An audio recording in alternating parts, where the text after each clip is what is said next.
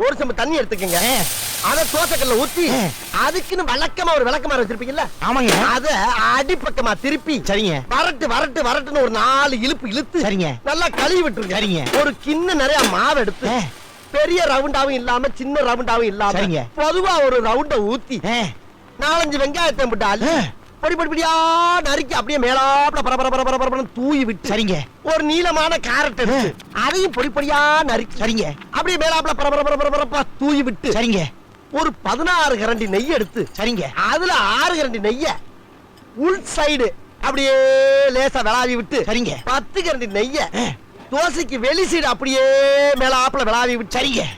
இட்லி பொடி இருக்கு பாத்தீங்களா? அத அப்படியே அள்ளி மலை சாரல் மாதிரி அதை மேலாப்ல பரபர அப்படியே பேய விட்டு சரிங்க. பொத்துனாப்ல அப்படி ஒரு பரட்டு இப்படி ஒரு பரட்டு அப்படி பரட்டி விட்டு அப்படியே ரெட்டி கலர்ல முருக விட்டு அழகா மடிச்சு கமன்னு ஒரு ஊத்தப்பத்தை எடுத்துட்டு வாங்க. சரிங்க. அண்ணனுக்கு ஒரு ஊத்தப்பம். அட பிக்காளிப்பழ, அரை மணி நேரமா கதையா சொல்லிருக்கேன். அம்பட்டுக்கும் சரிங்க சரிங்கன்ட்டு ஒரே வார்த்தையில ஊத்தப்பம்னு போயிட்டானே. வரட்டும் வாடிங்க.